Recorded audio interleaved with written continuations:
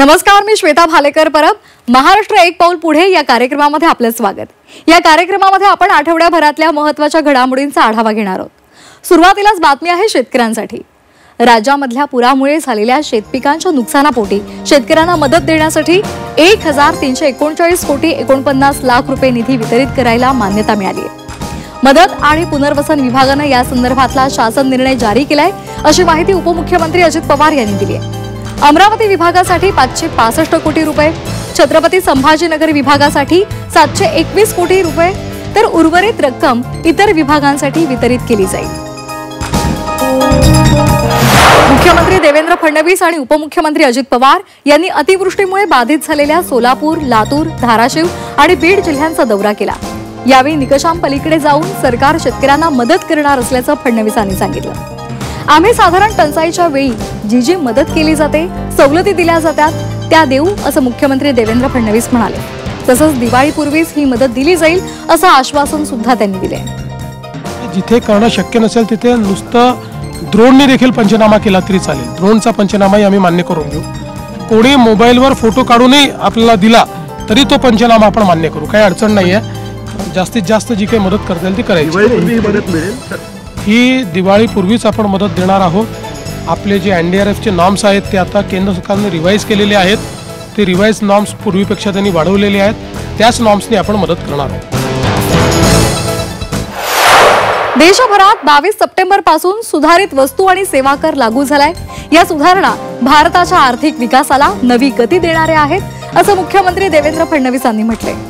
प्रसिद्ध गीतकार आणि शायर मनोज मुंतशिर यांची संकल्पना असलेल्या मेरा देश पहले the untold story of Shri Narendra Modi या संगीतमय कार्यक्रमामध्ये मुख्यमंत्री देवेंद्र फडणवीस बोलत होते.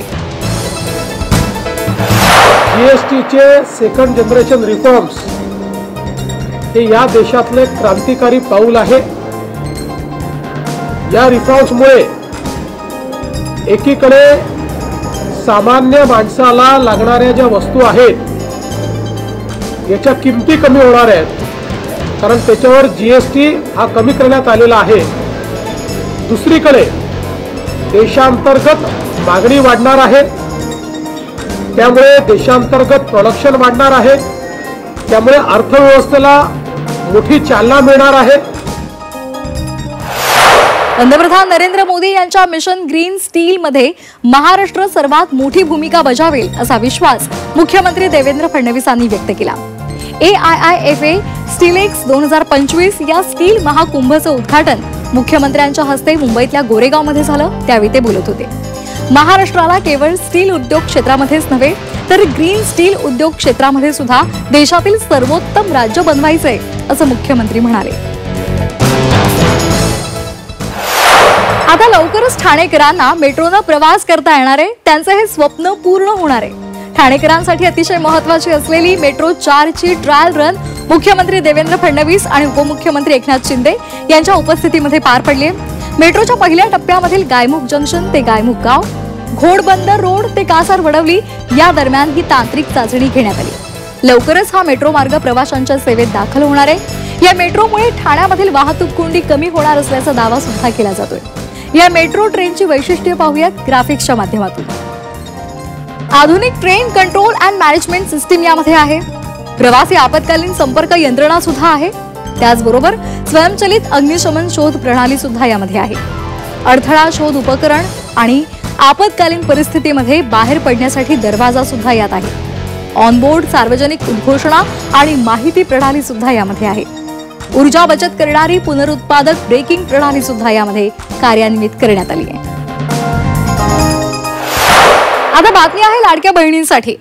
मुख्यमंत्री माझी लाडकी बहीण या योजनेमध्ये पारदर्शकता येण्यासाठी आणि लाभार्थ्यांना नियमितपणे आर्थिक लाभ मिळावा याकरता संकेतस्थळावर eKYCची सुविधा उपलब्ध करून देण्यात आल्याची माहिती महिला आणि बालविकास मंत्री आदिती तटकरे यांनी दिली.